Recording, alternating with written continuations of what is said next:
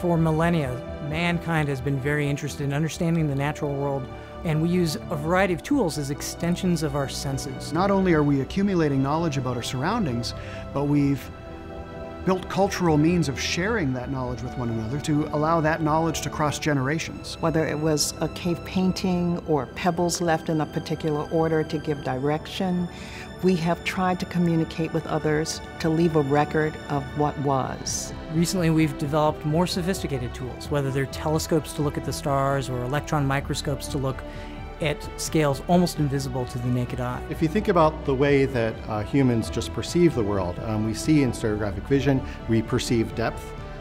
So 3D scanning offers us sort of a natural way to capture and interpret the world around us. Now that we have embarked upon using it in ways that are meaningful, the audience is the world.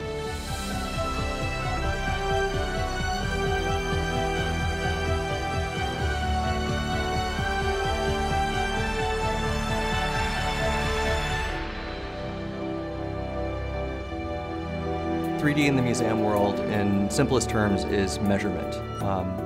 Instead of point-to-point measurement like you do with a tape measure or with a pair of calipers, we're taking thousands, millions, or billions of measurements that describe the geometry of an object.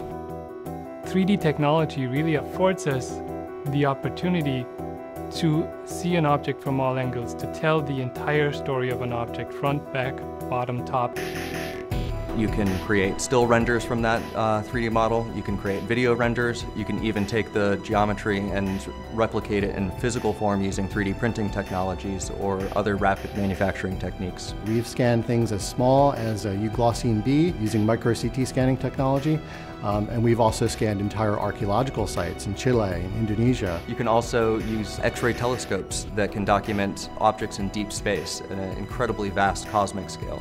Of course, most of the Smithsonian collection lies somewhere in between, and that's what we do most of the time. But 3D technology can be defined very broadly, and what you can capture surprises us all the time. We want to make sure that any technology we bring in is in service of our mission. So what we've done is we've partnered up with our curators, with researchers, with educators, with conservators, and we've put that technology at their service, and we've said, how does this actually further your day-to-day work? And we've created an amazing array of use cases that actually showcase that in all these areas, 3D makes a tremendous impact and can allow people to do more of the things they're already striving to do. We're seeing 3D impacting many different areas of the museum world, whether that be exhibits, research, conservation. 3D right now is enabling us to travel objects in a safer way. We're providing educators with new access tools using our 3D viewer, and we're supporting research by providing very accurate measurable data to Smithsonian scientists. 3D is a game changer for museums. I think being able to connect to 3D representations of objects helps us share outside of our walls, outside of Washington, outside of the East Coast, outside of the US, to everyone, everywhere. In the instance of the Cosmic Buddha that I'm working on right now, it's really helping me at this kind of surface level. You're seeing much more than you could ever see yourself. 3D is much less intrusive than other methods that we've used in the past because you don't actually have to manipulate and touch and hold the object. This allows us to get static objects or even whole field sites scanned, documented, archived. It's all about capturing that moment in research time. One of the things that really fuels our work is the people that we work with. They all bring new ideas to the table every day, and we get to help their vision come to life. These are some of the core functions of the Smithsonian, and we can already see how those might undergo a very profound change given this new technology. Oh my gosh, 3D technology. It will help us in ways we don't even understand yet. It seems like every day, every week, we get a call about a new type of project that explores new possibilities and unlocks new potential. And we're super excited about what we'll be able to do with it as the technology develops in 3 years and 5 years and 10 years. We've just scratched the surface in applications of 3D technologies. It's about learning what this new type of data means to the world, not just telling the world what it means. People will come up with great ideas, they will share them in their social media, and then other people will build on those ideas. The more we can see, the more we can know, the better questions we can ask and answer, and the more things we can solve. How do we scale this up? So we can not just do a dozen, so we can do hundreds, thousands, tens of thousands, hundreds of thousands of objects in a meaningful period of time. We need partners to help us do this. People will have an expectation of seeing objects in 3D. It will be ubiquitous. Everyone will know that this is a technology that they can use and use effectively. That's incredibly exciting, and that's going to change the way museums work. That's going to change the way researchers do their research, and it's going to change the way that educators can deliver content to the world.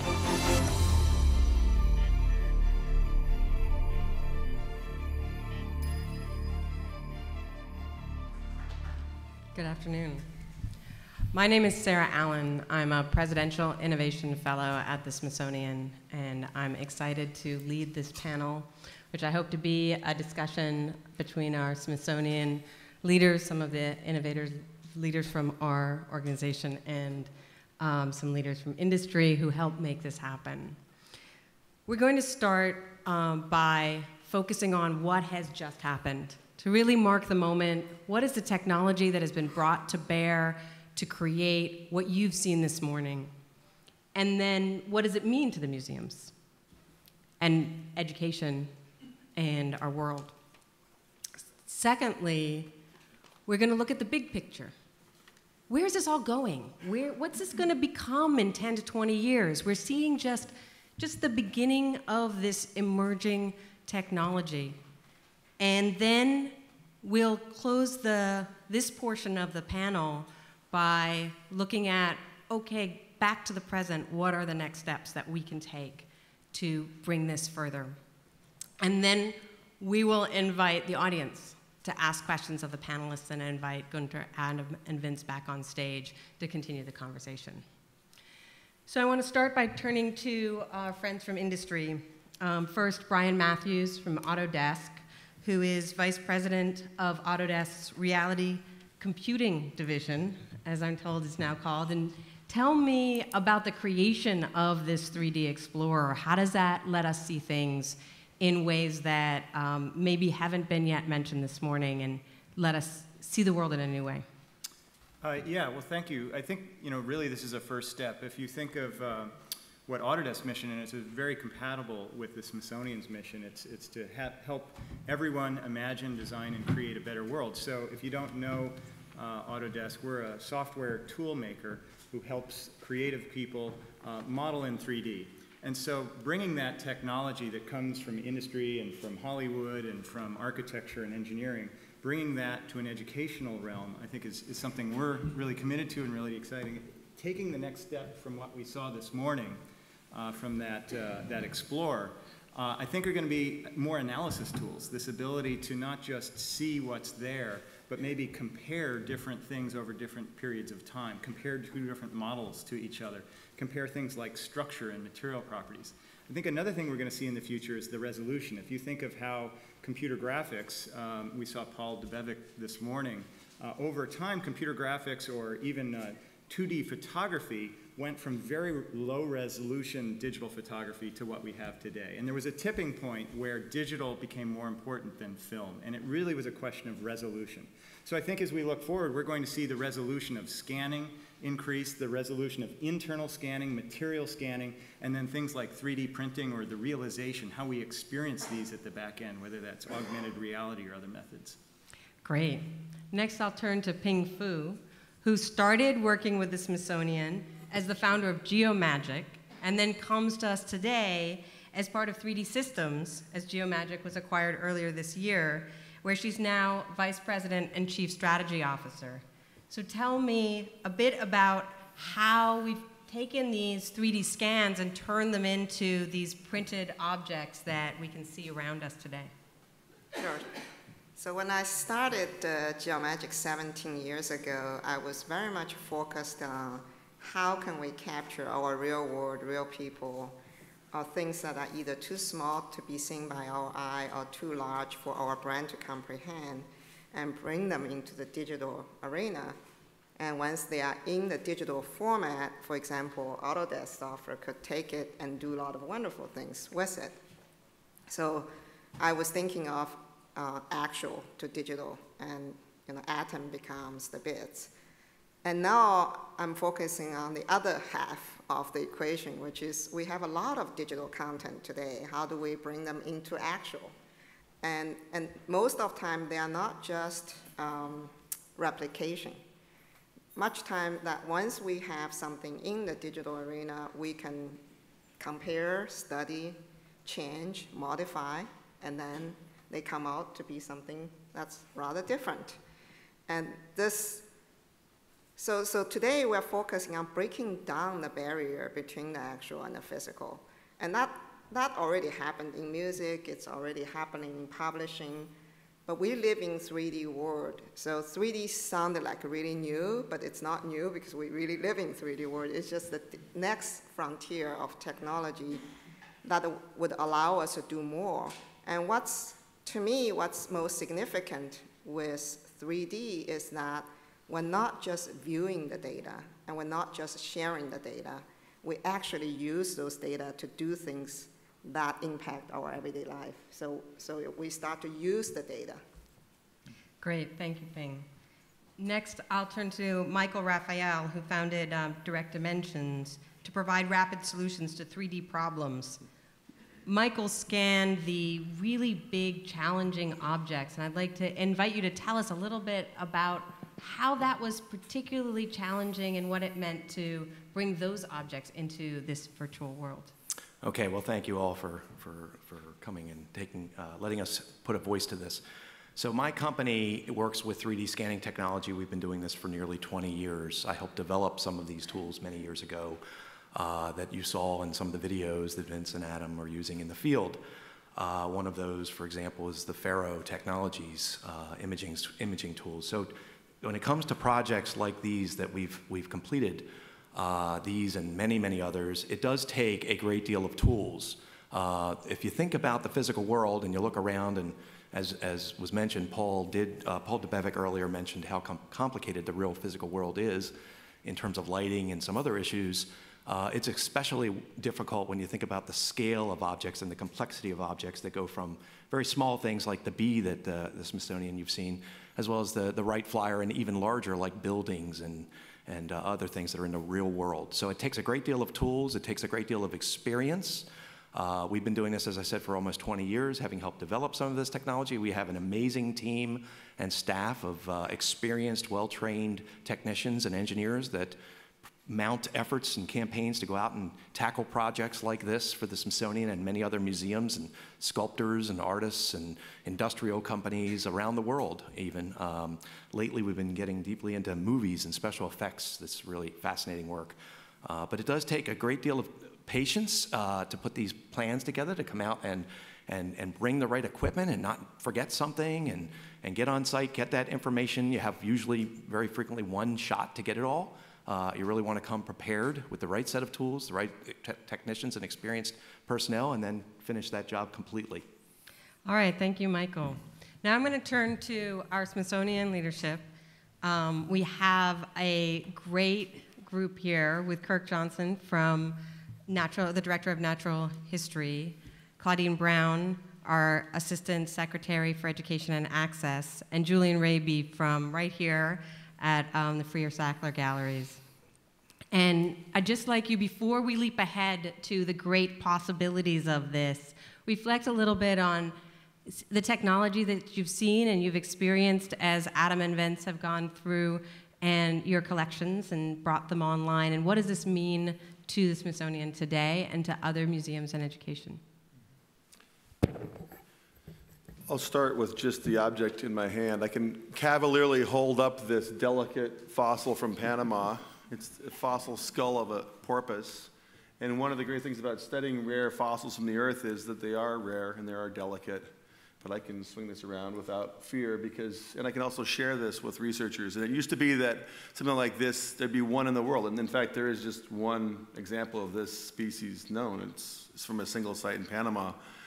And so the access to this thing is greatly enhanced by the ability to scan it and reproduce it. And even better than that, because we're now realizing that with CT scans, we can scan things that are still in the rock and then print them out. You didn't have to take them out of the rock to prepare them. So there's potential in research, and research is really sharing of information as well as gathering of information. And the sharing between scientists is quite compelling in things like this, where to make this cast 20 years ago, we would have had to remove it from the rock and carefully mold and cast it. It's a very process that damages the object. And here, the object is safely back in the building, and I can swing this thing around the room and not worry about it. Great. And you don't both have to answer this both times, but if you have a reflection to add. So historically, museum educators have been dedicated to interpreting objects. And for us, objects have been the best evidence of a thing historical or of a natural phenomena. And so in teaching about objects, we've used visual literacy. We've tried to help people look at objects with deep care, and we want them to look and understand maybe phenomena that they wouldn't understand if they didn't give time and effort to that process. What this technology does is it allows us to learn both through vision and as tactile learners. We get to handle objects sometimes in their original scale and sometimes in a different scale. We get to understand them in situ, and we also get to understand their context. And we also have the ability to compare them to other similar objects in ways that we might not ordinarily do.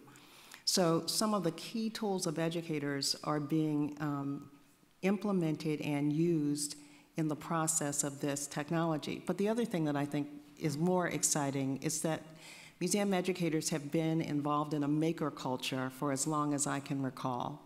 And this is the tool of makers, of young makers who are imagining ways of using this technology that we have not even begun to contemplate, and also of artists, of technicians, of researchers and scientists. So we're just beginning to open that door. I think that's a good point, because you can now, with the collections that are online, you can download them and print them yourself at home and use them in the classroom.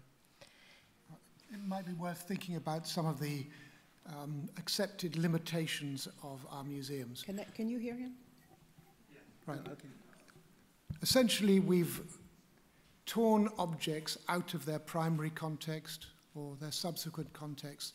We've placed them in new artificial environments. In many cases, we've imprisoned them in glass cases. Essentially, we've created a cryogenic environment for our objects.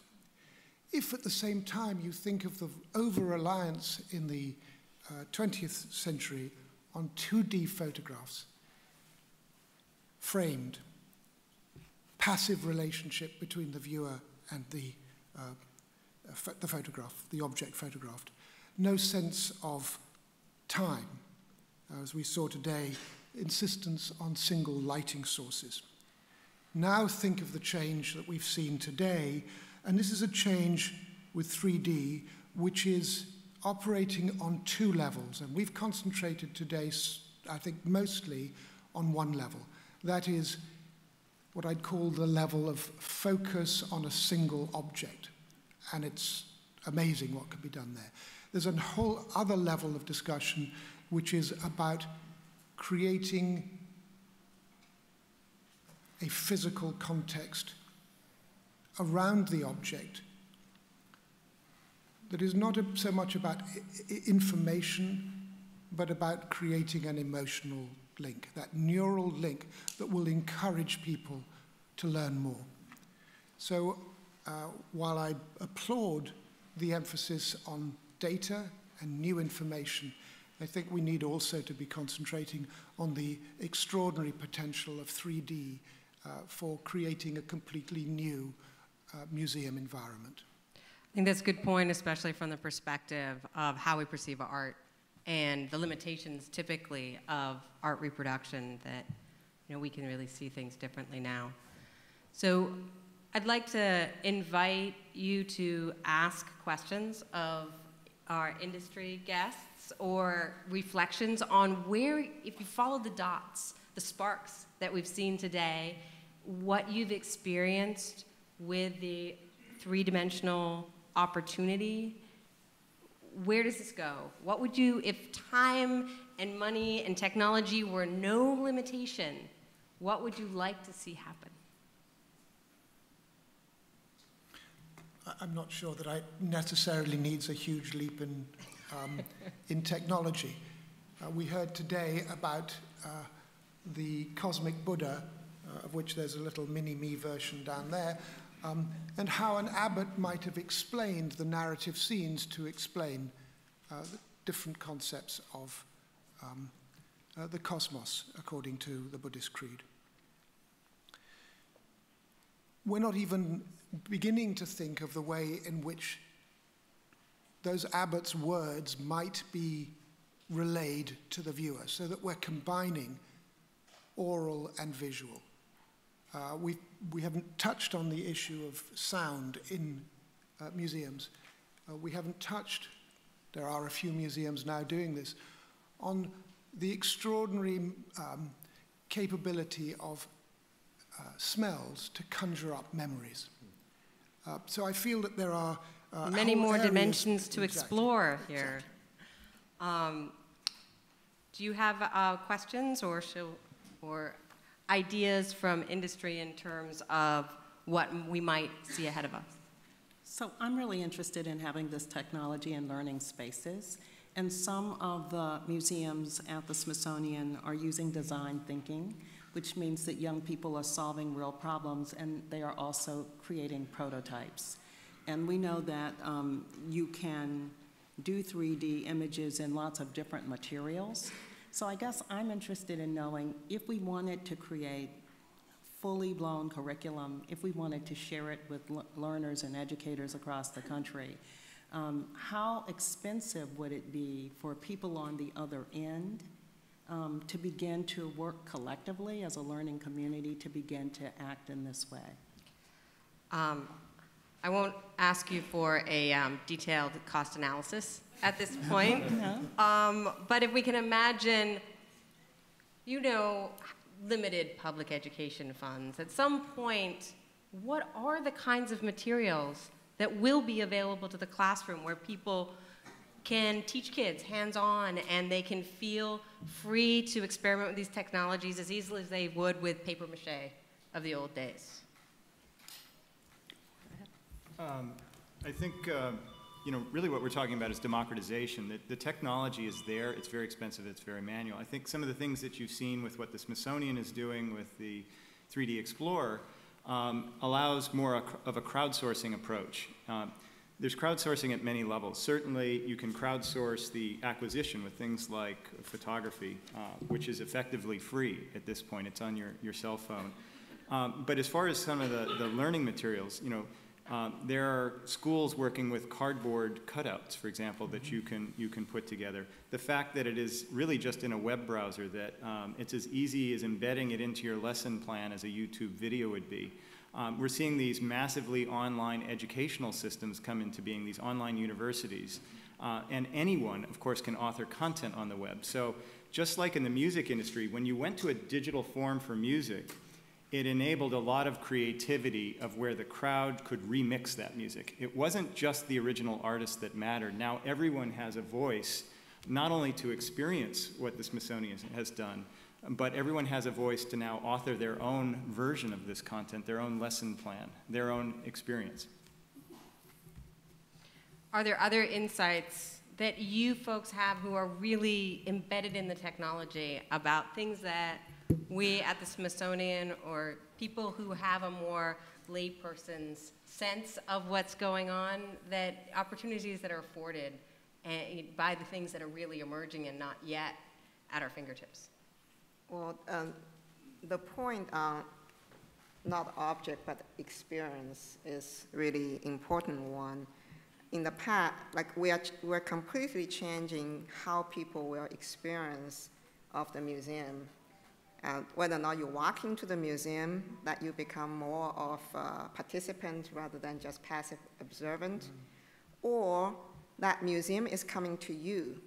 You know, one of the things we've been talking about is globalization a lot, and I like to say that in the future, globalization is hyper-local. And what I mean is, Thomas Friedman famously said there's 3 stages of globalization. First stage was country invade other country, and second stage was company goes to establish their subsidiary in other country, and the third stage is the globalization come to you. So everything you use, everything you experience comes from somewhere. And in the future, the museum may not, the famous museum you wanted to visit, you could visit when you're sitting in your bed, right? And the object that you would never dream that you could possess, because sitting in your living room looked just like that. And so the experience, the interaction with museum will be completely different. And it is that experience and that everyday encounter teaches us or let us learn things that we're not even conscious. Sometimes learning isn't always fun, but the kind of experiential learning and integrated learning is really a lot more fun to learn. I think, Sarah, what we all have to remember, I think, is that there is an ecosystem to the development and creation of this technology and integration of this technology into our workflows and our lifestyles. This technology is not brand new. It's been around for 20, almost 30 years, the ability to capture things in 3D. We've been doing it that long, and there are users of this technology that go back that long, and there are many, many projects that have been performed over the years that are monumental in nature. I just heard of one just a few weeks ago of the entire Palace of Versailles that's been scanned. It's probably the largest project I've ever heard of, and we know about most of the projects like this. So 20 years from now, are we going to have all the monuments in the world scanned? I certainly like to be part of that, absolutely. And I hope many other people are too. I think that's the point, is that this ecosystem exists at very expensive, sort of time-consuming professional levels, as well as kids at home that are taking pictures on their cell phones and adding that to the story and bringing that content to all of us. I love the idea that we can involve kids in the classroom or citizens in their homes with the participating in the learning and contributing to this knowledge online. Hey, Kevin, can you talk a little bit about making the whale? Because when he was designing this whale in its full size, I kind of feel like he's building Great Wall of China. It has to last that long, does it? Yeah, and this is Kevin Scofield, our last industry panelist, who's senior product manager for 3D Systems and was involved in this printing. Yeah, and I was, to give all due credit, just the recipient of much of the hard work from Vince and Adam and Nick, who went on site to scan it, and Michael, who's, his team prepared the data. The challenge was we wanted to put this up into one of the galleries, and we tried to make it as large as possible, but there's some limitations, obviously, in how big you can make it. But, it was fascinating to get this data and kind of start zeroing in and zooming in on all the little details, and to see that this is something that is now out of the ground and it's packed up, it's boxed away. So to be able to kind of play with it is really is a joy, it's a treasure. So we decided it was going to be about 20 feet long by 5 feet high. So the fun part's on the front, but if you look at the back, when you come up here, you'll see there's little design struts that we had to manufacture in. And one of the things that I've heard mentioned about 3D printing that kind of rings true is that complexity is free, and it's true. I learned it the hard way when I first started. I was a design engineer, and I was 23, and I started designing a titanium fitting for a rocket we were working on. And the manufacturing engineer came back to me and about slapped me in the head because I made something with internal cavities that you could never machine because there's no way to get in there. And that's different now with printing.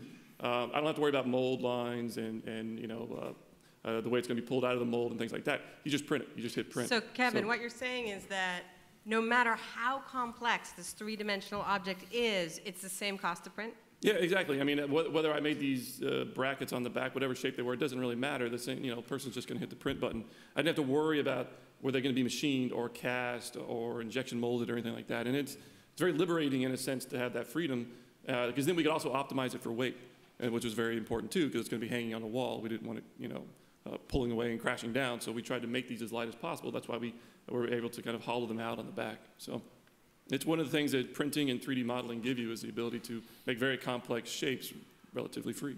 Yeah, and I think as we look towards the future, we adults are encumbered by growing up in an environment where we're used to certain limitations. And then as we offer these technologies to our kids and out to the next generation, we're going to start to see new things that come out of that. Talk a little bit about what I'd like to see happen down the road. I mean, one of the things about museums, you're sitting in a venerable museum here, is museums are 19th century technology. And it's still functional technology because it provides a place for the audience to interact with objects and scholars. It's knowledge and objects and people. And that's really, we're talking about different pieces of that triad. But if you think about the world as it is, there aren't that many museums in the world. And a lot of the objects are one of a kind or unique things that are not shared. And a lot of those things aren't being made now at all. So we're talking about preserving and sharing things that there's a limited supply of, and often, there have been cases where wars have destroyed museums, so where objects or their entire structure housing the objects have been destroyed. So museums are ways that our culture keeps its treasured objects, and things get into museums because they're valuable to us for one reason or another, whether it's iconic or historic or scientific. And for me, the preservational ability of this technology is amazing, but then that allows you to move into the research potential as well, because something like dinosaurs, we have tons of pop culture images of dinosaurs that are all abstractions. The real dinosaurs are only in museums, and they are actually quite partial. The ones you see mounted are composites as well. So the actual data of a dinosaur is really not that accessible to people, but by scanning and sharing, we could build the world's dinosaur collection, for instance. All the world's dinosaurs in one place. And I think the most compelling museum experience I've ever had is in the Jardin des Plantes in Paris. There's Baron Cuvier's museum, and you walk into one room, and there's the skeletons of all the known mammals in one room. And in one glance, you see what evolution is all about. And to be able to take scanned images of all vertebrate animals and build a digital scanarium, you could transfer the concept of evolution pretty compellingly to anybody you wanted to. That's an incredible vision. And I imagine that we could think of it not only in terms of the natural history collections across the world, but the art collections, and that we can see things in a different way, just as we were talking about earlier, where we juxtaposed the Buddha with another museum's Buddha. Wonderful.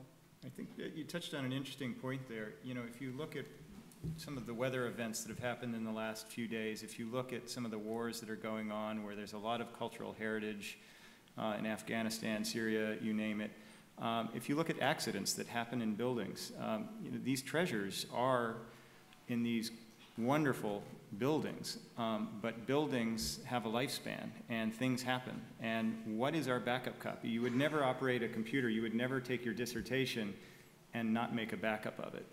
And so that's just a kind of a side benefit of what we're talking about today.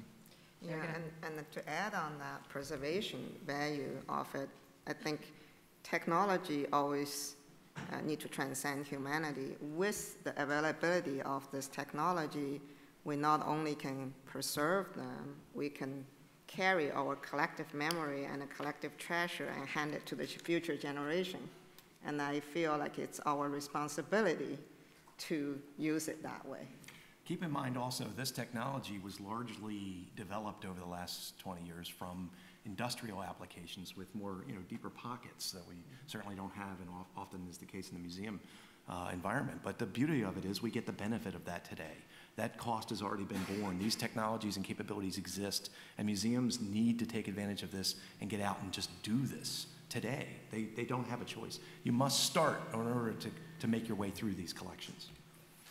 I think that's a great transition to our next steps.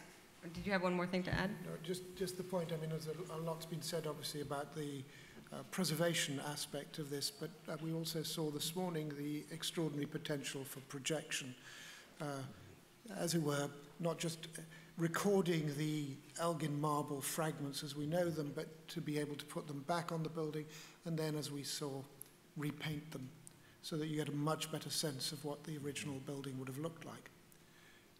So we can reinterpret history. I mean, sometimes it's reconstructing things where we know how they were, and sometimes we have to do some guesses. Yes. So in terms, we've talked a lot about, I don't know if we went that far into the future, with our explorations, although I think some of the getting the whole world to participate in the mapping of our reality is a little out there. But what are the next steps? The Smithsonian will be constrained with the opportunities, with having to make editorial decisions about what to do next. What are the things that are just on the cusp that are real concrete next steps for this 3D exploration? So, as an educator, one of the things that I am often concerned with is this phenomena. Young people who drop out of school often say that the reason why they do is because school has nothing to do with the real world. And I am always interested in how we use our collections, our research, and our people to introduce young people to the real world of work. I think it's really interesting that this technology started in industry, and now we're beginning to use it a little late in the game, but we're beginning to use it effectively, and it's making a difference in how we do our research. I really believe that we can use this technology, especially with young learners, to simulate the world of work. We can use this technology to begin to help them understand form and function. In addition to the many different types of collections that we have at this institution, we have a lot of patent models. It would be very interesting to have young people explore patent models of the past and kind of ascertain whether or not they're workable today. And some of that is about putting together the puzzle. It's about testing theories. It's about learning from that testing. So I see this as an incredible tool for learning. I see it as, I mean, when we make color copies in a color copier, it's an everyday kind of activity. I think in less than a decade, this technology will be as common.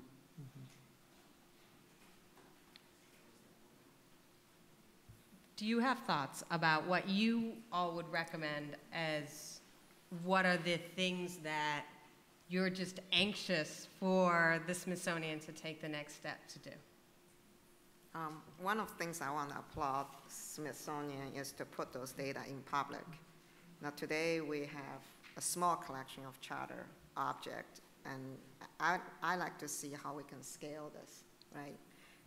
Like when U.S. government put weather data public, and it generated a lot of business, public services, and this could have tremendous impact in education, in how we experience our world. So how can we do this faster?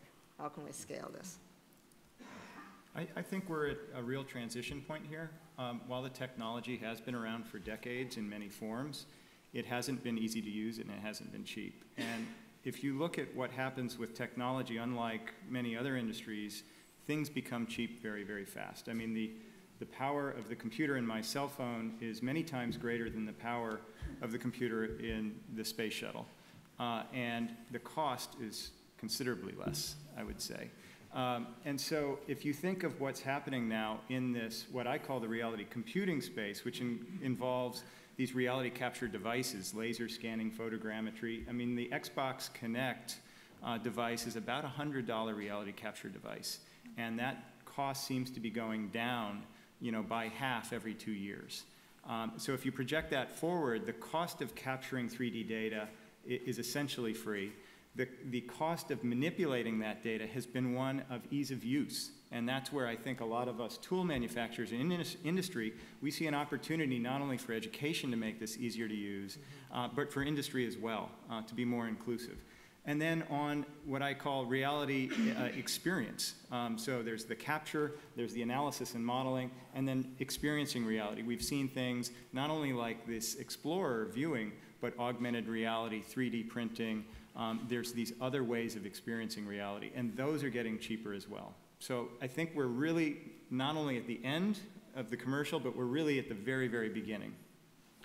Picking up on the thought of education and what this will do for not only, initiated by museums and the capability to bring that to students and whatnot, think about the things that will then result from these kids learning this technology and then the pathways that they go off into, whether it's medicine or research or, manufacturing or some other world.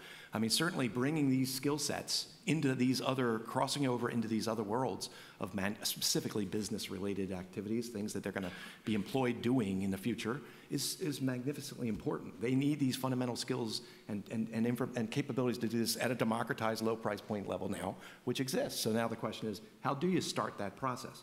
And is it the education system? Is it the museum system? Well, it's interesting perspective that a few people have touched on, which is that we didn't really reflect on this morning, that there's an opportunity for people to learn through what the Smithsonian is doing about the technology itself. So that's quite interesting. Right, I think people will be able to see what's possible when they, they see the flight suit, spinning around behind us and realize that that's not just a collection of 2D images, that's a real 3D object, it's something they can experience. And I think people will start to go out and look for ways to do that themselves.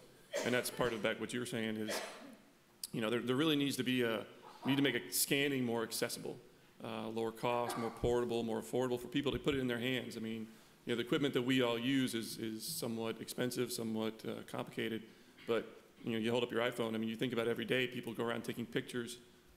We all now carry, cameras, good, high-quality cameras in our pockets. How many years until we're all carrying around depth cameras that are, like you said, like the Kinect, that, similar type devices that can actually measure depth in terms of Z and not just in X and Y. So once that happens, I mean, you'll see a real explosion, but it's a cost factor. You got to be able to get these components miniaturized down and make them accessible to everybody. Yep. Thoughts on next steps from?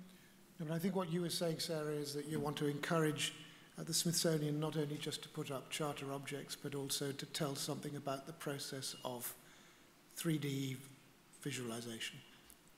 Well, I think what I heard from the panelists is that there's an opportunity to excite kids about that, and to Claudine's point, where the process, they might become interested in curation through the process of learning how the 3D helps tell a story.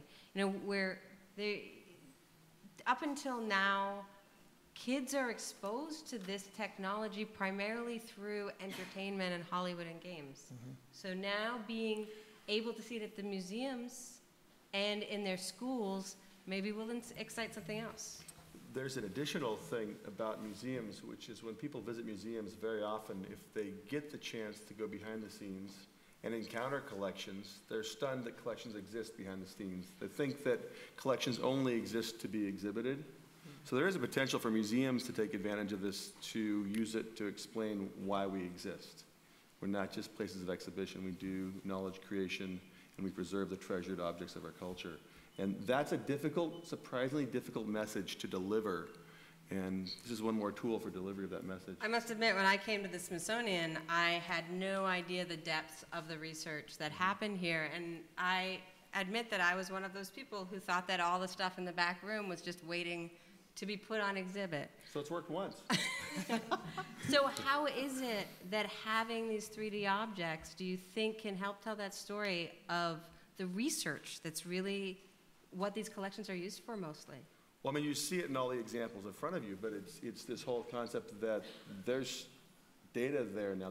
The object is now presented as data, it's three-dimensional data, discussion of measurement tools, how these things might be relevant. I mean, I think there's all sorts of stories that now get embedded on the 3D object, because every object has its own family of stories around it, but now the 3D objects also have their families of stories, which include the acquisition, use, printing, and ultimately this technology is going to have a huge impact on society, and some small portion of it will be on museums, but we trigger the next generation of innovators are triggered by their experience at museums, as they have been by their experience at museums for the last 200 years. They come to museums like, oh my God, there's a dinosaur, what in the world? And they become a NASA scientist.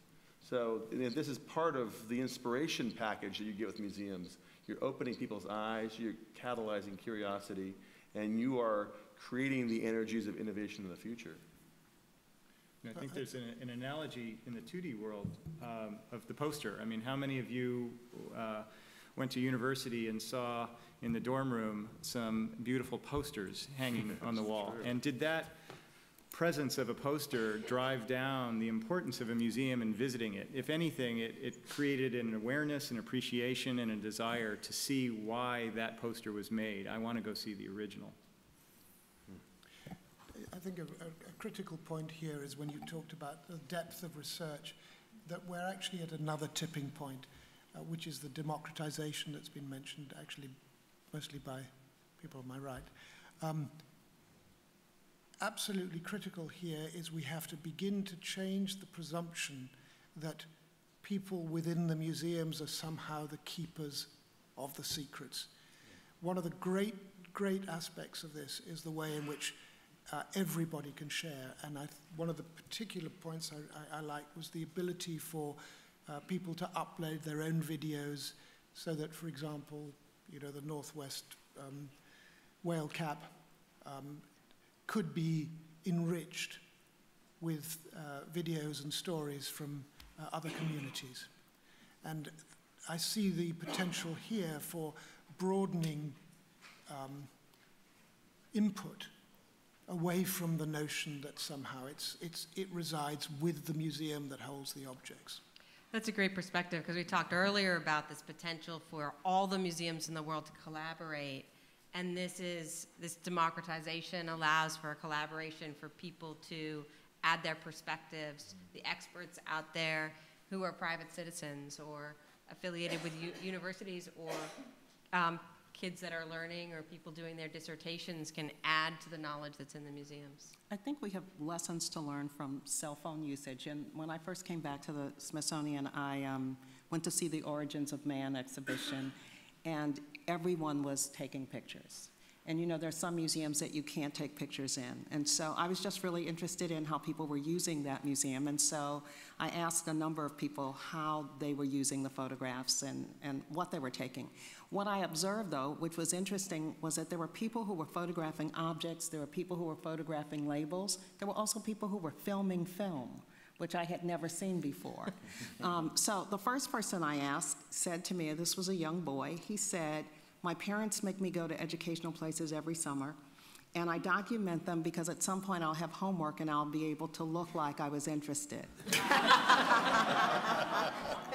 The second person said to me, and this was a young woman, she said, "I keep a diary, and my photographing every experience I have is a part of my diary keeping. And so I do this for myself so that I can remember the important things that have happened for me and to me." And then the last person I talked to, who actually, again, was a young man, said, "I have a blog and everybody cares about everything I do." So if you think about that, these were people who were documenting their experiences. They were even photographing themselves. There are bronze models of humans in different states in that exhibition, and they were posing beside those bronze models and taking pictures of themselves. If they had the ability to scan those models, they would have scanned them. And that would have been a part of the homework, or that would have been a part of their collecting something that documented their experiences in the world. When you mentioned people having posters in their homes, all I could think of was that there was a period of time about 15 years ago where lots of young girls had life-size posters of Michael Jordan. And scanning them would have been really traumatic for their parents. But I think that we're at this moment where the public will be teaching us what they want from us. I mean, I think that there are people who collect arrowheads. There are people who collect shells. There are people who may have wanted to collect something that was incredibly rare, and only we have it. And if they really wanted a really good scanned item, would satisfy them in a wonderful way. So that we will learn from our public exactly what our collections will be telling them, our collections will be revealing to them, and they will begin to let us know how we can open our doors in ways that we never opened them before. That's wonderful.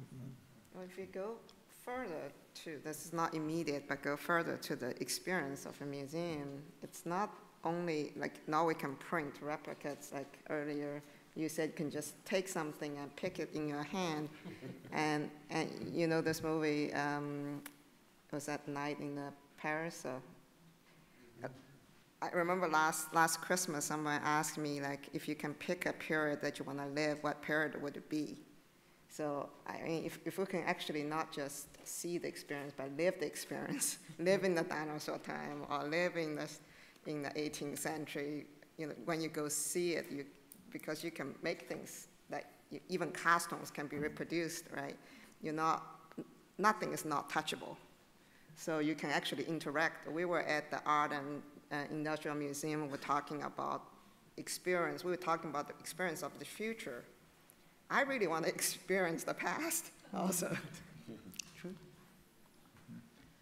So speaking of interacting with the public, I'd like to invite people in the room to ask the panelists questions. And Gunter and Adam and Vince, I'd also like you to come up on stage in case people have questions to direct at you.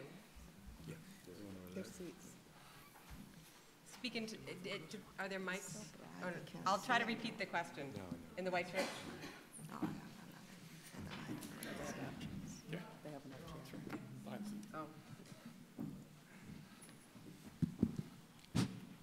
Thank you.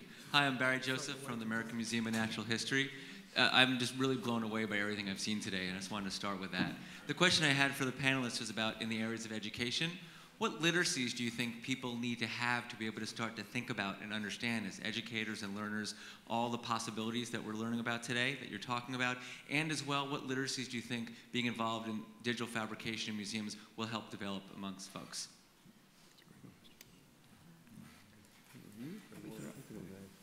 Well, I would love to know what you guys think, and then I would be pleased to respond.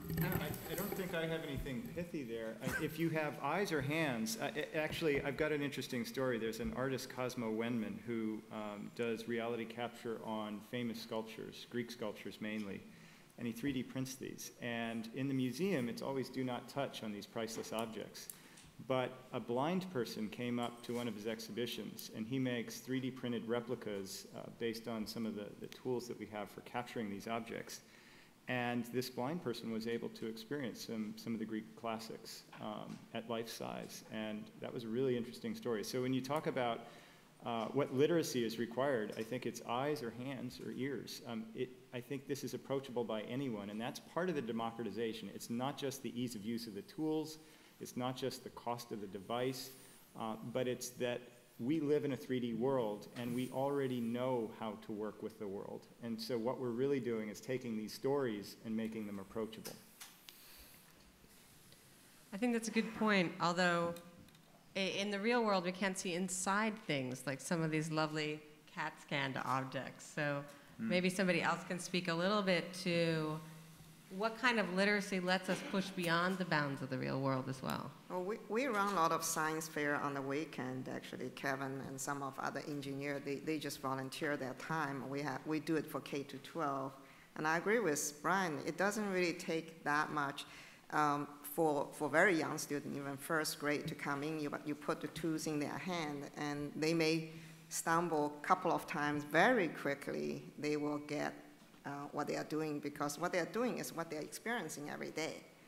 And once they get used to the tools, children has no fear, and they can make incredibly interesting things. I have not seen them to be limited by, what education they receive. The limitation is what access do they have to those tools. That's great. Claudine? I actually think that this is a tool. So I think that the tool can be used to teach lots of different subject areas and in lots of different ways. I think that users of the tool need to know how to use it safely and effectively. And I think it's wonderful to introduce them to the tool with real problems so that they have good problem-solving skills. But then I think there has to be a moment where they are able to create and innovate. So I think you provide them with skills and structure and knowledge, but I also think you provide them with opportunities to explore and do something different and new. Great.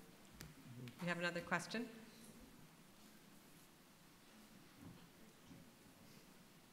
Brian Blundell. I deal with architectural preservation, and what's possible here is amazing. From my standpoint, a lot of what I want is lost before I get to the site. And what I'd love to have is to have every building scanned so that that documentation is there. I don't care if that documentation is ever used, but if it's needed, it's there. And so my question really is setting up industry standards for different file types of that data cloud. If you have a bee, what kind of data cloud do you need compared to what do you have if you have the Eiffel Tower? What are the standards that you're going to work for so that you have something useful in the future? And to get that data cloud is a minute part of the cost, which should be part of the upfront part of most projects. Yeah, I guess I can, yeah. So great question, Brian. I mean, this comes up a lot, and we've heard it in terms of museums even. So we're making this digital data, and I've heard stories of, you know, how long will these disks last, and will it be around forever? Do we have to worry about that? I mean, there's so many other issues, and there are scientists and people working on the preservation of the data itself. The question you ask is format. And there are industry experts that are working on part of some of that, and Autodesk is. E57, as we've talked, is one. There's BIM standards. BIM is the language of architecture, and CAD for buildings and construction. Those groups are meeting and developing these standards for interchangeability of data sets, longevity and preservation of data sets themselves. It's not the biggest problem right now. I do agree it's something to address, but it's definitely being worked on, and there are, you know, smart people that are out there addressing those questions right now. And it'd be great to actually get input from the museum. I don't know that I know of museums that are actually part of that question. Maybe our Smithsonian 3D crew, one of you can talk a little bit just quickly to, you know, how you went about. Was it a hard choice to pick the standards that you picked for putting the data online? And how do you see that those industry formats being useful or challenging for you? Yeah, I think one issue for us, one issue for us is proprietary formats. So saving out proprietary formats is definitely a problem. The raw data, if you guys have saw our presentation earlier where we see that point cloud that describes the surface of an object, we're sort of falling back on the fact that that is a text file and that is what is being archived. And that's what we see as truly durable. As soon as we get into the polygon model phase, it gets a little bit more complicated. It often gets proprietary.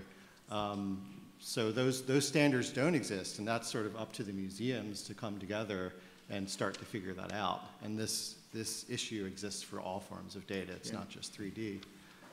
Best practices today, especially with cloud computing and the availability of computing at low cost, is a best practice is to translate into many formats, many open, vendor-neutral formats, of which there are some out there. The E57 that was mentioned is going through a standardization process. They're shooting for ISO standard on that, but there are many standards to choose from, and you can convert to all of them. And I think that's, for the time being, until we get official standards, that's what I would suggest. You know, from the museum point of view, one of our missions is to preserve stuff in perpetuity. The archival preservation of any digital data has been a real challenge and ongoing thing. So this is just another one. I see Anne Van Camp from the archives sitting right out in the audience, and I know her pain having had to pay the bill for archives, and even archiving digitally born film and digitally born objects of any kind is a real challenge for museums that already have on their list the huge physical collections. So it adds a tremendous additional challenge as well as huge opportunities. So in the future, we'll be archiving original source, and then sort of these polygon representations are analogous to lower resolution bitmaps of, you know, flat images. Is that? The polygon models are derivatives of the raw data. So that's something to keep in mind, is that every time we revisualize these models to make them a little bit prettier or a little bit more visually appealing or coherent, we're also potentially losing a little something along the way. So something else that I'm interested in seeing is getting closer to real-time visualizations where you're taking the raw data and visualizing that in real time rather than having to go through the processes and converting from file to file and software package to software package. So just for the folks who may not be deep in file formats in the audience, so it's kind of like if I have a big monitor, I might see something in great detail, but if I look at it on my cell phone, I'm going to see a smaller representation of it. So the point clouds are, maybe you wouldn't visualize them, but they are that full resolution information, and then these polygon models are what we can render effectively and see on the screen, right? That's exactly right, thank you. All right, so we'll go to the audience for another question. Yes, Marcia Semmel. Some of you have touched on this, but I wondered if you could speculate a little more about the implications for the physical spaces of museums, of what you're talking about. You know, you're breaking through lots of different barriers here: public, expert, storage, exhibitions, education spaces. What might this portend for the way museums are built and organized as physical spaces? I could actually mention that the building that we're in, and Julian, Raby can correct me, was largely 3D scanned. I think the entirety of the Freer-Sackler galleries was 3D scanned. A building information model was created. This was done by the Freer-Sackler galleries. So they have a model of this entire building, which is pretty complicated. You notice that quite often when you're in this building, you're underground. So they have that record of the space, and they're also using that record as a design tool to design future exhibitions. So, and I have a background in building exhibits, and I know that, you know, when I would go in and build an exhibit, I would go in with a measuring tape, and I would measure how, you know, the distance between these two walls. Now they know within, you know, the accuracy of 2 millimeters, the distance between any point in this room. And that's a big deal for designers designing exhibits. And there are other, like, further down the line applications for that data set with visualizations, but they've made the investment and they have that data and they could use it over and over again in a number of different ways. Marcia, I take your question also to mean how will we design museums in the future to take advantage of these things? And I look at many examples in the museum world where we've bought in with an existing technology and then have a white elephant of a space in the building. We've chosen to go with a certain form of technology. You build a physical space for it, and then you have to live with it for a long time. IMAX theaters nationwide are a great example of that. Huge theaters in the middle of museums. Now they're in multiplexes everywhere, and museums are trying to figure out how to use the space of their IMAX theaters. So it's again, it's this mixed thing of a blessing and a curse, and the attraction of being able to show somebody digital renderings of everything may come at some substantial cost to what you can show them in the real form. And I think that's the other thing, is museums remain the places where you can see the real thing. So that's the yin and the yang of this digital recreation, is that this is not the real thing. It's the 3D thing rendered. So I think it's, to me, that's a very important thing to think about, because as a museum director overseeing the largest collection of objects in any museum in the world, those things are real, and how much of my budget do I throw towards preserving the real thing versus creating renderings of reproductions of things?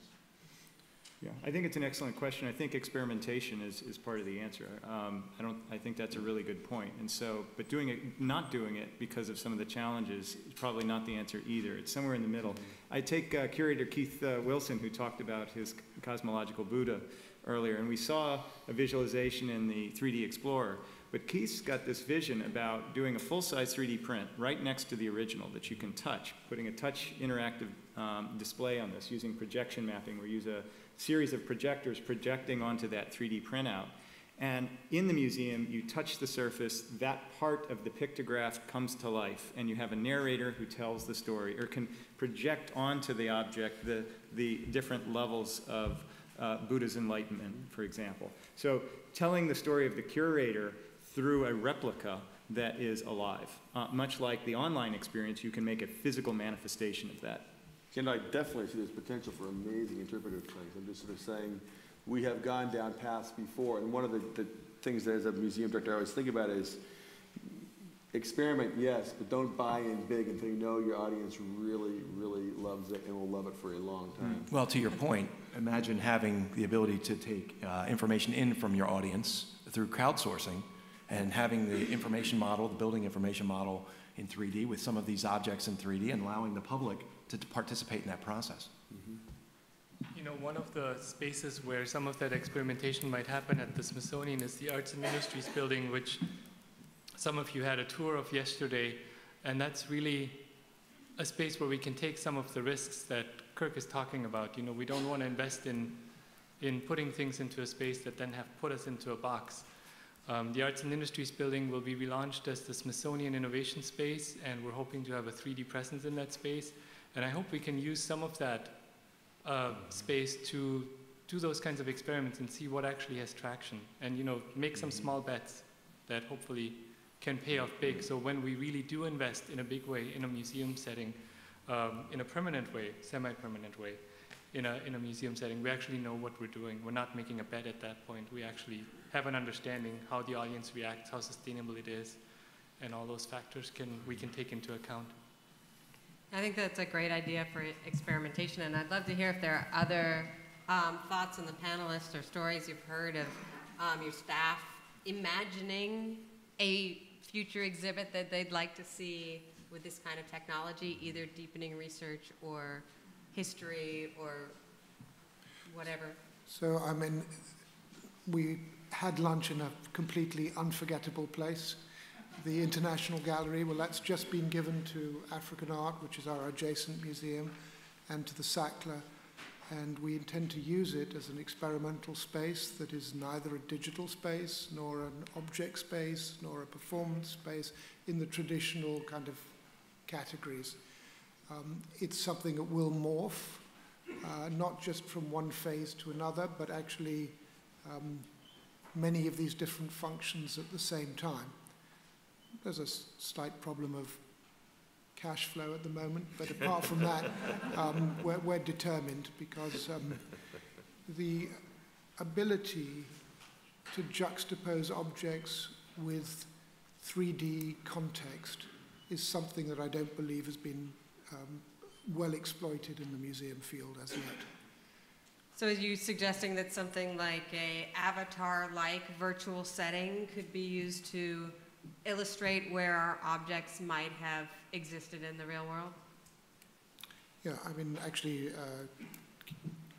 Keith just recently did an exhibition that looked at some cave sites in China from which many surviving fragments come, and a joint University of Chicago and Smithsonian project to stitch them back into their original positions. But most of the technology, some of it was 3D, but most of the projection technology was not. So one could go much further. One of the traditional museum modes of taking people to places they can't go are dioramas, which exist in some museums. And the American Museum has over 250 dioramas of different specific places. And if you go stand in front of those dioramas, they are done with real animals and real plants or model plants and amazing paintings. And you can really suspend your disbelief for just a moment and think you're in that place. And in 1900, that was the only way to go to the mountains of Rwanda or to the Philippines. Now we can travel there, but so many of these places are disappearing in the way we're treating the world today, that the concept of preserving places as digital dioramas has always been attractive to me. And I don't know how to do it with the accuracy that exists in real dioramas, because often the costs of rendering have been so high that you make something that's just a cheap cartoon. But my dream would be a room that I could walk into and be in an accurate rendering of anywhere or any time. So we'll have the holodeck in the Natural History Museum of the future. We've been talking about it for years. Just give it to us, we'll do it. So do you have any perspectives, just chiming in here, about the time frame? Oh, we have audience questions. Hey there, my name is Matt, and I'm a student at Virginia Tech. My question is mainly for the three on the left. I know that you spoke about going from a point mesh to, or a point cloud to an actual mesh.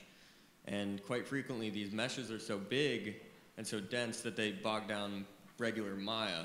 So how do you plan on reducing these so that they're capable to run in something like Firefox or Safari?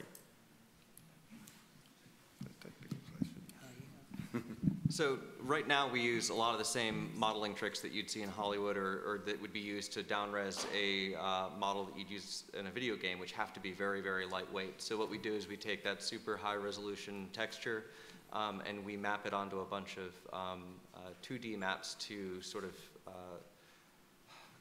It's accurate to the original data, but it's still just a 2D representation mapped onto the 3D model.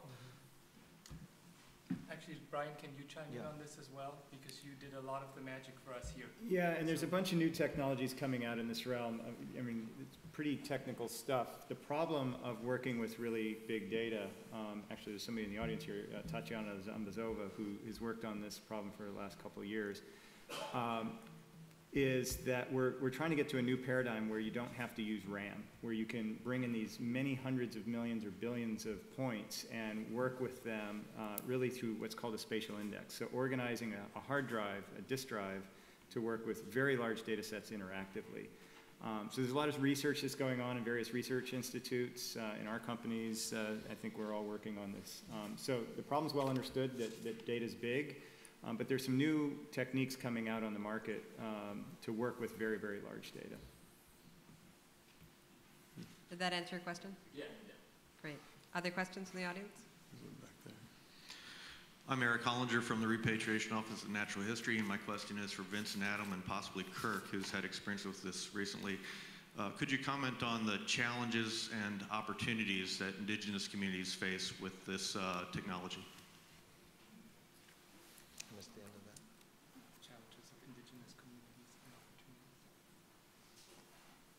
You want me to take that one? Yeah.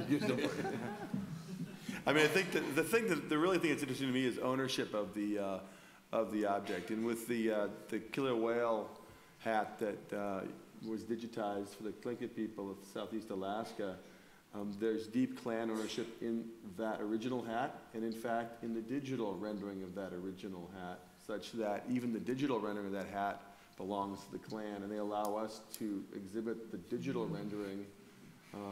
But they own that intellectual property, if you will. It's sort of the most extreme version of an intellectual property. Even the rendering is owned by the owners of the object. So I think from my point of view, the challenge is that not everything is going to be free. Things will be owned even in the rendering space. It's true with photography. Yeah. Gunter, Adam, Vince, do you want to chime in on that? Or did that answer your question in the back? Actually, I think Eric himself should chime in on it because he knows a ton about this stuff. So Eric, you've worked on this. Tell us a little bit about the opportunities you see. Well, I was hoping to stimulate the discussion because I know everybody has experience with it personally because Adam has gone to the Tlingit communities and scanned clan hats that do not belong to any museum.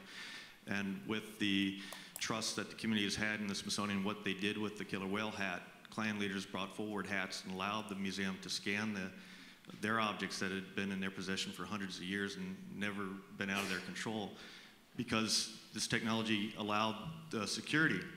If their hats burn down or if their houses burn down, those hats are lost forever. And they may have a few photographs to hand to a carver and say, try to reproduce this. But with the digital technology, now they have another level of security. So the clan leaders saw that as an opportunity, a backup, a potential to serve their interests and their needs. At the same time, they're extremely concerned about the loss of control of that. You talk about the democratization of it, but these communities, it's not democratically owned. These things are owned by the clans and they control them. And so the intellectual property, if it escapes and it's used to make keychains with the hat on the keychain, sold in shops around the world, dumped on the U.S. markets, things like that, that totally removes all control, and essentially their culture is really diminished by that. And so those are some of the highlights of the challenges, I think, and opportunities that we're facing now. And I think it's just going to grow as the technology grows and it's applied. Yeah, I don't think this is really such a new concept. I mean, it's true with music, it's true with movies, it's true with photographs, you know, a book. These issues are real issues. I think the fact that you've added a z-coordinate to the existing content doesn't really change the issue. So I think a lot of the mechanisms that we have today around intellectual property are very important. They still hold true. When it comes to democratization, certainly the owners of works need to be able to exercise their rights. We, being a software company, know that better than anybody because there's a lot of people in the world that don't honor those rights. But what open source can do, if you think of Wikipedia, and when people take their creations and put them into the public domain, some pretty magical things can happen with that as well. So I think there's a balance there, and I don't think this is really a new issue just because we added a Z coordinate. Yeah, I'm sorry. There's a nice business model of the digital safety deposit box. Because really what they want the security of having that thing preserved, so there probably is a way to store these things for private future use. Yeah, it's similar to what Brian was saying. I assaulted Vince on the way up here, and I asked him, I said, got an idea, would I be allowed to just come up and start scanning things in the museums? And he said, well, it depends, and it's the same thing. It depends if it's an artist's work, that artist owns the copyrights to that work.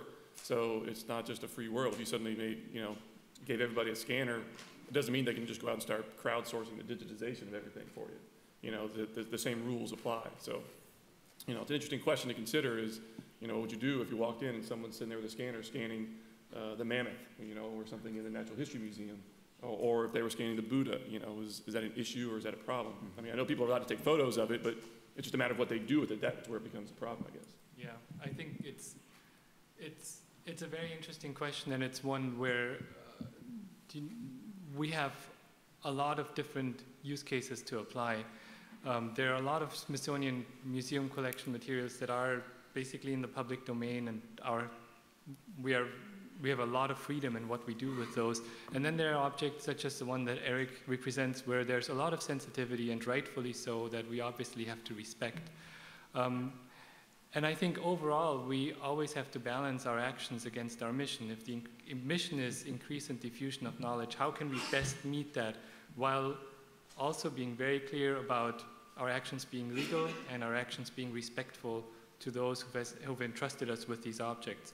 And that's a completely doable thing. I think there's nothing that's intrinsically difficult about that other than making choices that are guided by these principles. I can add one more thing. Yeah, I think that something else that's interesting about this, though, is that this conversation is a little fraught with a museum's anxiety of whether or not we own the data or not.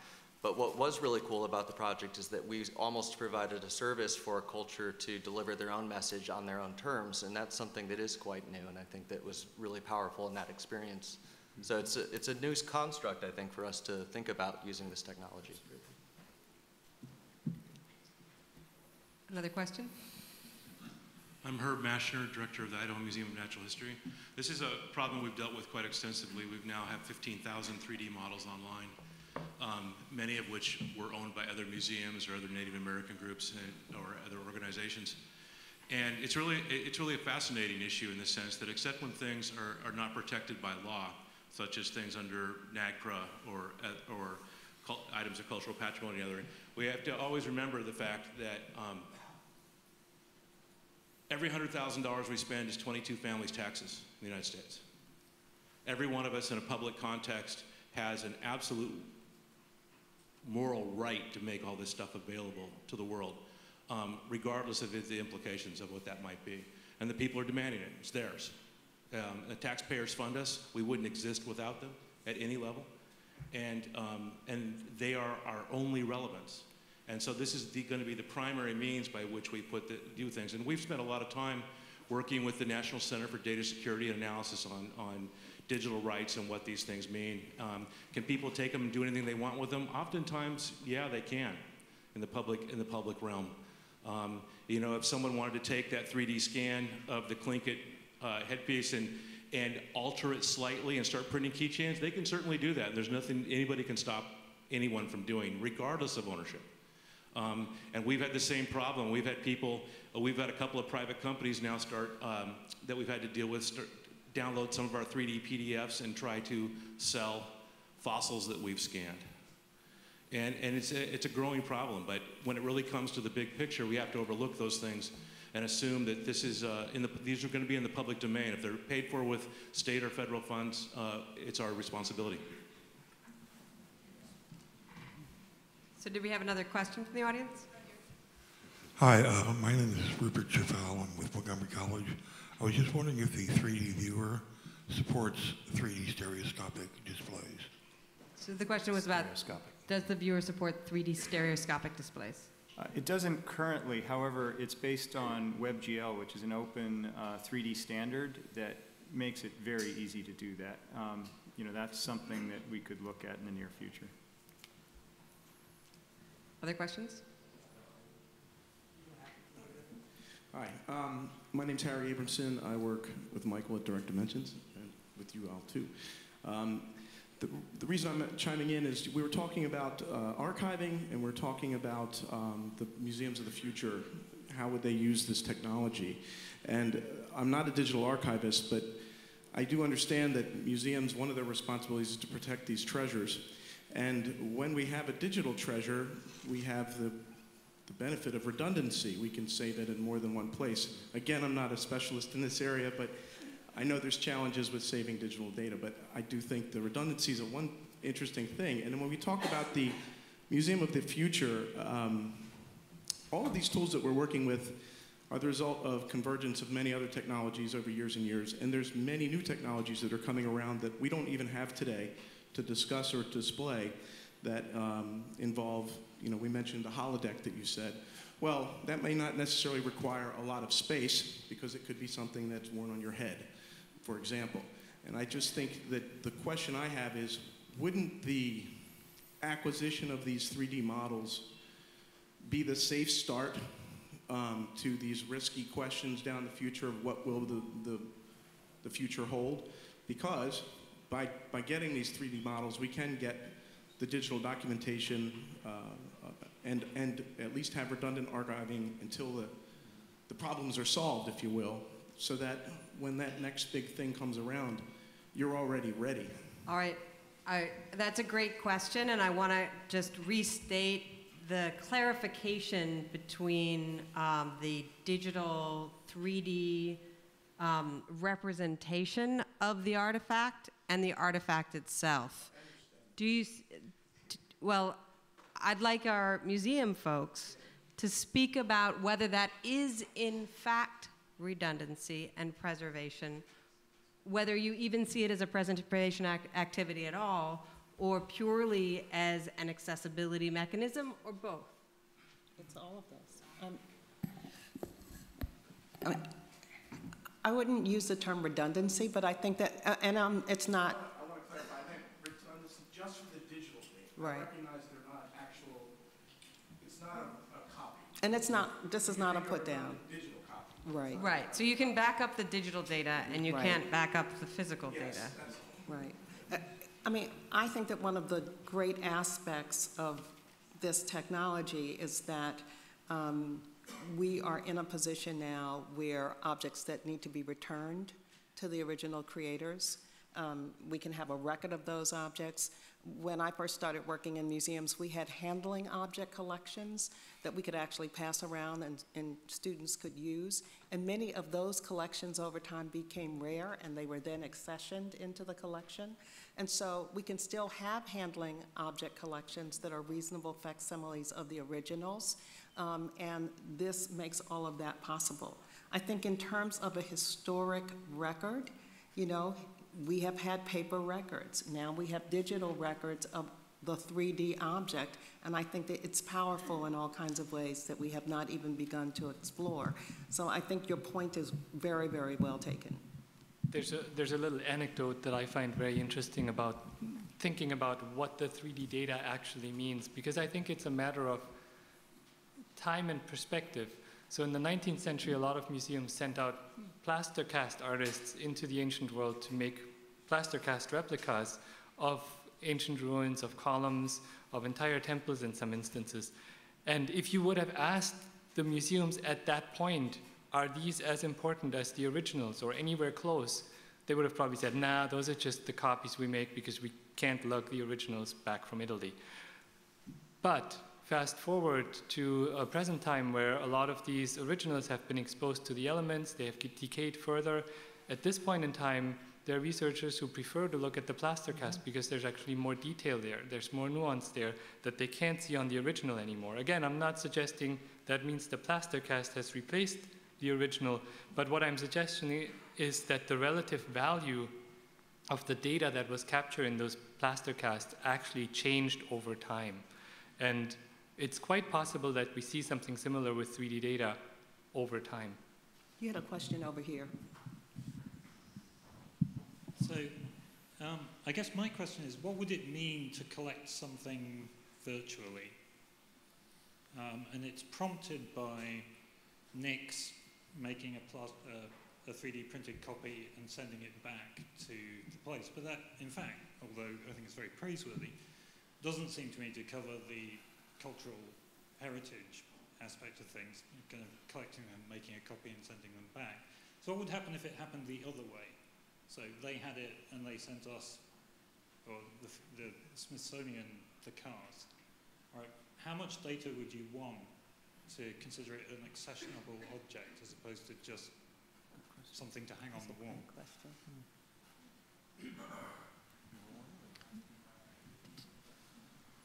Did you understand? Yes, it's a very good question. I think in the case of this art museum, we have what we call a study collection, and I could see virtual records of that type being put into the study collection, or alternatively into our archives. So that doesn't mean it's a dead repository, but it's a different form of repository than collections management, which is dealing with the original artifacts. But I think what you're touching on is a very interesting issue of the new dynamic that's going to occur, and the way in which, just as we need to stop thinking of ourselves as, if you like, the keepers of the secrets, we also need to be thinking much more about not necessarily owning the original, but a community in which are being able to share in copies of the original. And that's a major change for the philosophy and the way in which we collect things.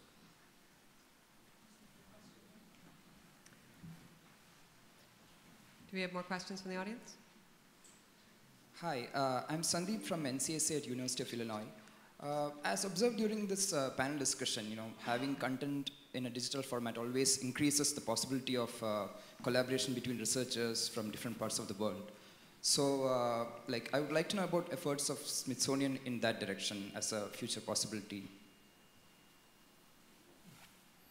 Certainly, I mean, that's, just to follow on the last question to take it forward, there have always been things that we couldn't collect very effectively. If you go to our storage facility in Suitland, Maryland, where we keep our whale collection, and we have literally hundreds of whale skeletons, there are pictures of our scientists going to Newfoundland and making plaster casts of whales still in the water, because you couldn't get the whole outside of the whale, and you had to make a plaster cast and bring it back. And for a scanner just to scan the whale and bring that back.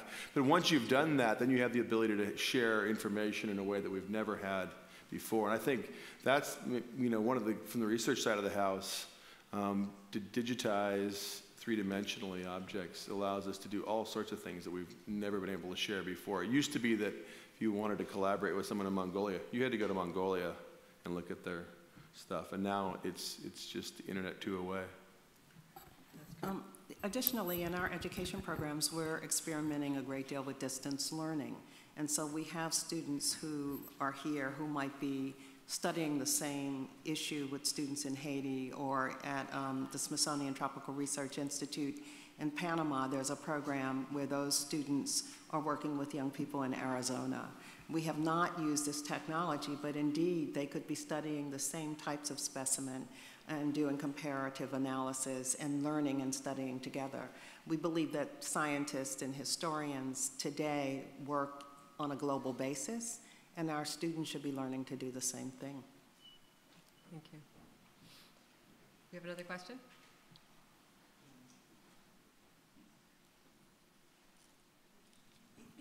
Hi, I'm Elizabeth Coffey, and I'm a technology teacher in Front Royal, Virginia. And I have 2 questions for you. My first question is more hardware. I teach my kids how to take apart hardware such as hard drives, CD-ROMs, things like that. We've also taken apart laser printers, copiers. The maintenance on the actual printer, the 3D printer itself, I know it has heads and or print heads and circuit boards and things like that.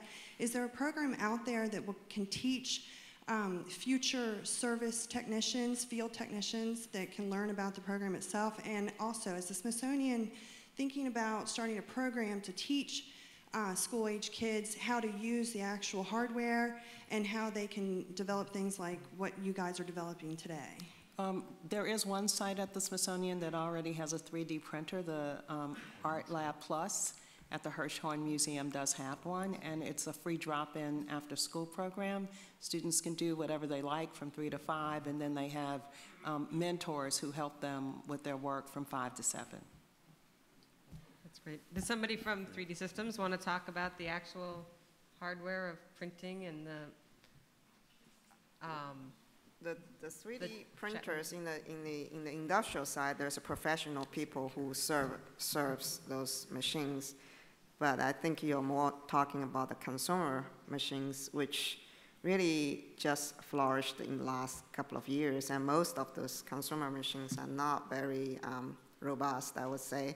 They often break, and I often hear people ask me if there's a kind of service group out there, or is there a way to teach people to serve those machines? There isn't, and I also think those machines gonna change so fast that it probably would change faster than you can learn to fix the machine that would be obsolete. But nevertheless, for children to take those machines apart to see how they're being built is always a critical skill to learn, because in the last 200 years, schools really is very good at teaching people critical thinking, but somehow we stamped out our ability to be capable makers. Thousands and thousands of years, we all know how to make stuff, but somehow that just is not in our curriculum anymore. So if you're teaching kids hardware, that's great. Right, great. Do we have, I think we have another question in the back. Melissa Carrillo. I'm with the Smithsonian Latino Center, and I have a comment for Vince and Adam, and then a question. First of all, it's wonderful to see the Maryland blue crab scanned. Back in 2010, we had challenges in representing and interpreting some of the collections from Smithsonian Environmental Research Center under our watershed project. And although we did a pretty good job, I think, in 3D modeling it, it's fantastic to see it actually scanned, so congrats to you guys for that. We'd love to leverage that. But my question is, where's our Olmec head?